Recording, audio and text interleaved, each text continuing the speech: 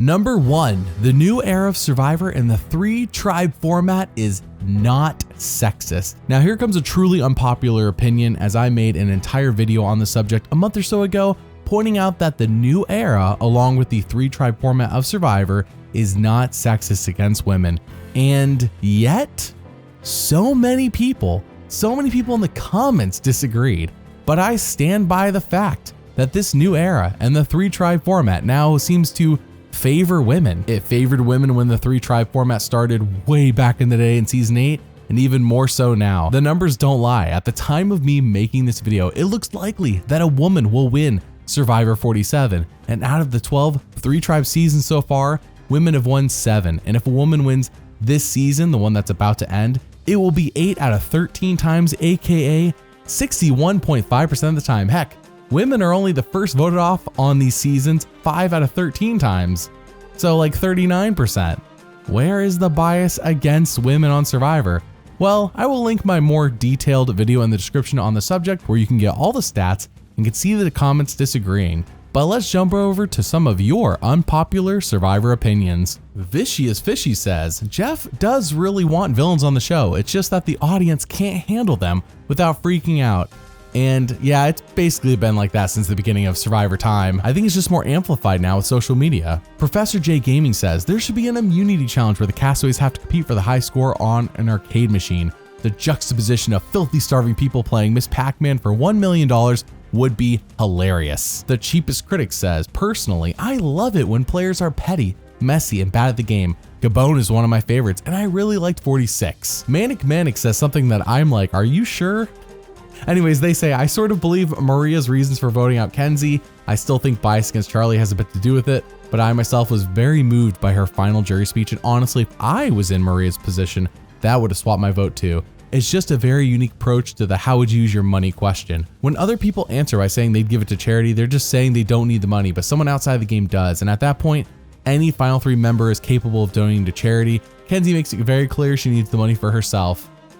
This is definitely unpopular for me. I do not agree at all. Ace Fist 5502 says, Survivor 43 is the best of the budget era seasons. It has great characters, an enjoyable boot order, surprising moves, and a great conclusion, all with a relatable cast that are not game bots, and not too much production interference. The next unpopular opinion is going to be from Bandit, a fellow Survivor YouTuber, link in the description for him. Okay, so for Once Upon an Island to hit his non-American diversity mandate for this video, he made the mistake of allowing me on his channel. Nevertheless, I'm here to talk about the Medallion of Power, and why, as probably the most unpopular opinion you can get, it's a good twist I would love to see return. In the premiere of Survivor Nicaragua, a massive hunt was organised where the contestants had to find a golden medallion. It was hyped up a lot by production, so fans understandably felt underwhelmed when it was revealed that it gave a comparatively small challenge debuff to the opposing tribe. And that was it. For the fans that know about this twist, this thing has been considered the most forgettable twist in Survivor history ever, and most want it to never return again. And yet I want it to return. The Medallion of Power was so bad in Nicaragua, it cycled back to being good TV on occasions, such as one of the advantages for the older tribe hilariously being to sit out their own member Dan out of a challenge. One of the biggest issues regarding the Medallion of Power was that it was also used on a 2-tribe season, meaning if you used it, you would just give it to the other tribe, only for them to use it against you. So it would ultimately just ping pong. Modern Survivor has a 3-tribe no swap format, and I could see the Medallion of Power working really well in this new format, as with the 3 tribes you can harm one tribe but potentially burn them socially. So yes, it's a hot take, but I do have a soft spot for this punching bag of an advantage and could actually see its success on Modern Survivor. But I've been Bandit, and Sierra Easton voted out her own mom. And now here's some more of y'all's opinions you posted here on YouTube. Gaming Upgrade YTT says they should allow only pre-merge or forgotten players to play again. If you watched back during Micronesia Season 16, everyone was so confused why Parvati was a favorite, and now look at her.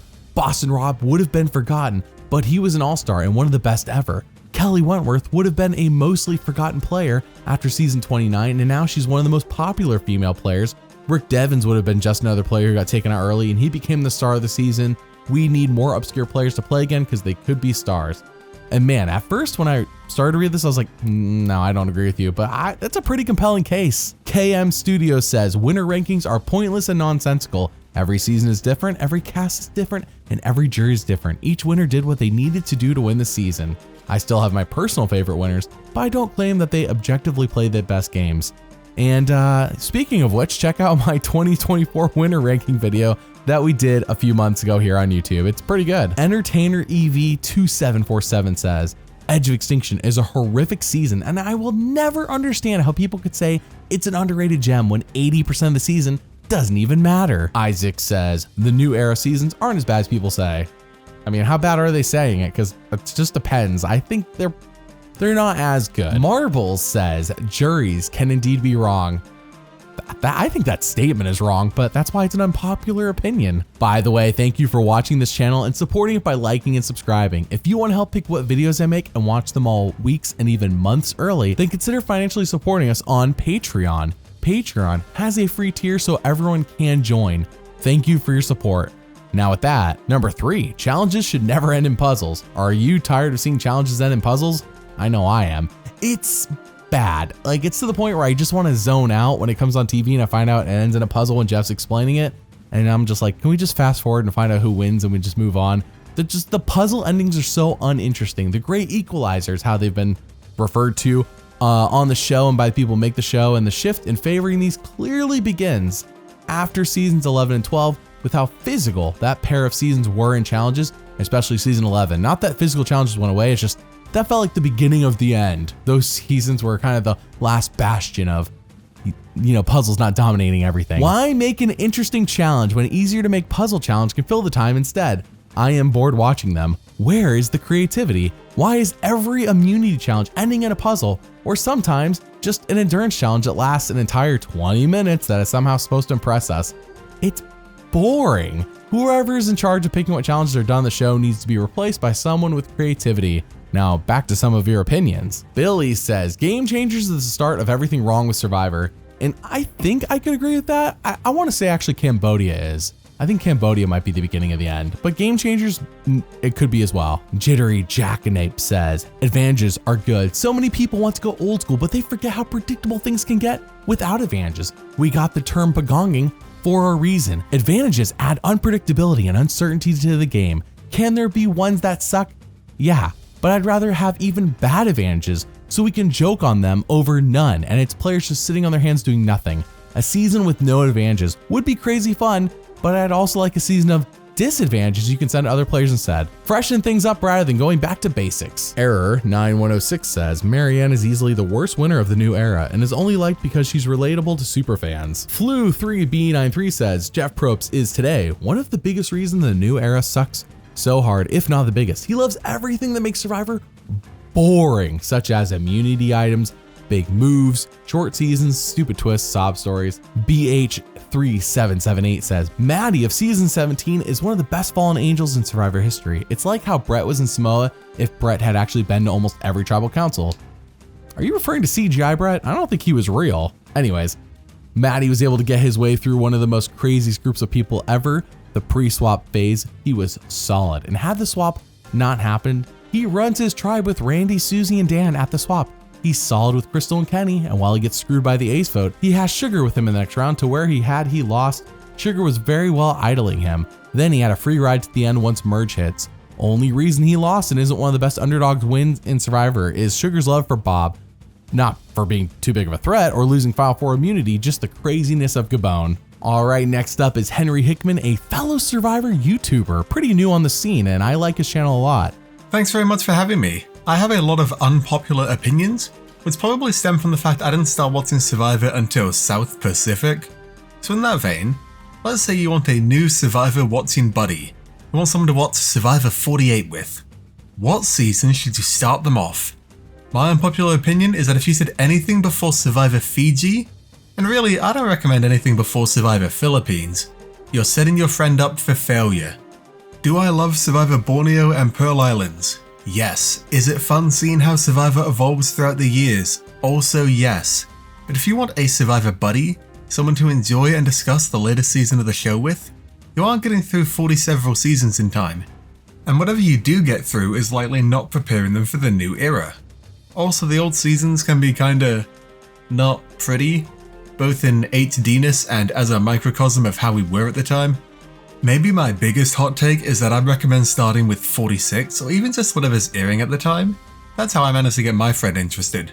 Specifically speaking to 46, it's 90-minute episodes after they figured out how to make them interesting, which is a whole other unpopular opinion I could get into about Survivor 45. Then, if you've got time for a few more seasons, throw David vs Goliath, then throw in seasons you think your friend would like.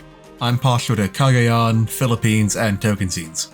Once your new victim has gotten a few seasons under their belt, they're probably in it for the long haul. Even then, they may not care about older seasons, and that's okay. All levels of Survivor fans are valid and awesome. Matt Seuss says, JT has the greatest win in Survivor history. His appearances in other seasons have definitely stained this thought, but the fact that he completely dominated the social game to where everyone else wanted to throw their game away for him to win is insane. Factor in he's an excellent challenge threat and you have the greatest winning season ever, I don't think it'll ever be beat.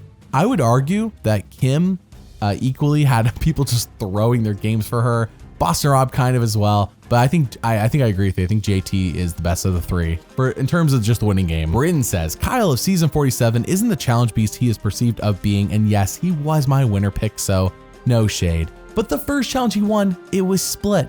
Then he really got third, and then he tied with Sue, so he really only won one individual immunity if you're comparing it to other people who've been challenge beasts. Raho says, no one was screwed over more than Yowman in classic Survivor. I mean, Yowman knew what he was doing when he made that deal with Dreams, you know? Meme View says, Bruce should replace Jeff as host. And if you follow Meme View's channel, you knew Meme View was gonna say this. Chuckle Nutter says, Eric wins Caramone if he isn't evacuated.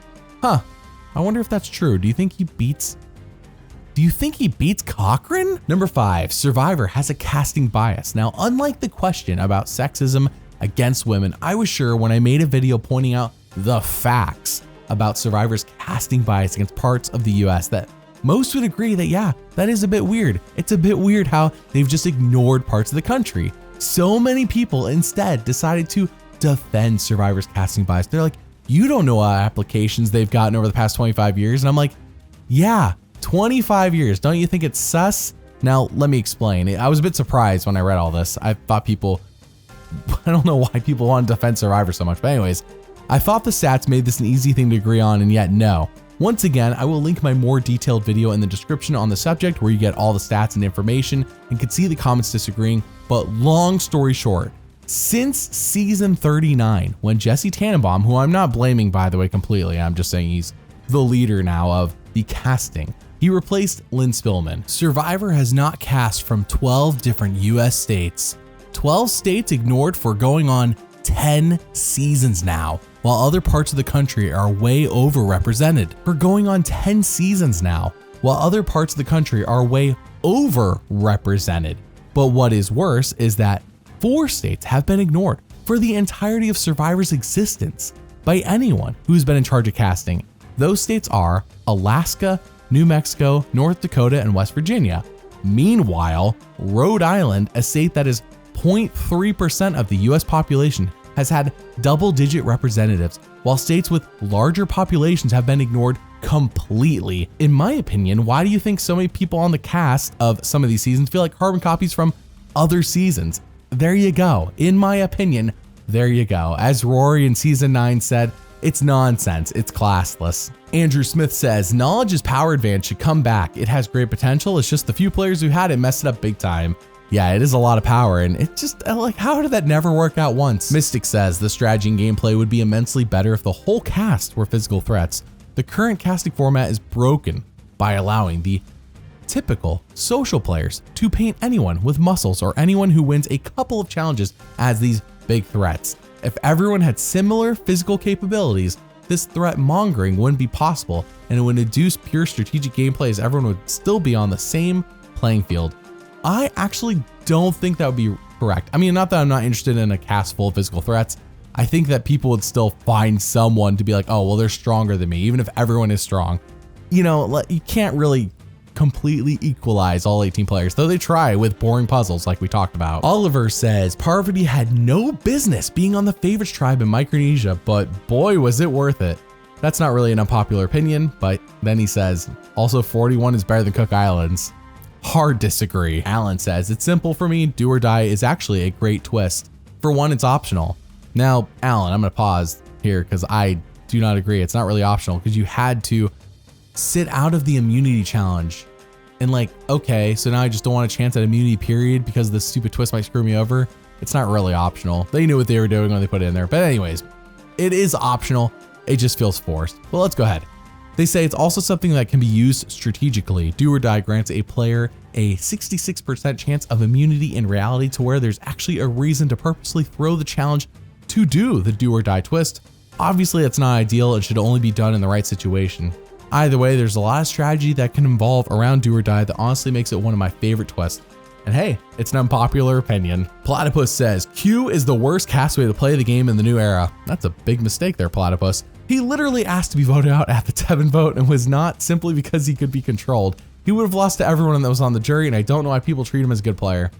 I don't know if I treat him as like this good player, but I just think he was super entertaining and I hope he gets brought back again. Speaking of players, I think that should be brought back again. Number 6, we need more players like Rome. And I guess Q, but I think Rome is more where I'm going at with this one. Roam if you want to, roam around the world, hate him or love him, cocky players like Rome are needed on Survivor. Can he win? No, not really. Does he add drama by being messy and therefore make you root for his downfall? Yes, a la fair play. People who play cocky, think they're all that in a bag of chips, and then get knocked out of the game are so much fun to watch. However, I really don't think there should ever be more than 2 a season. Balance is needed, but variety is the spice of life and the spice of Survivor.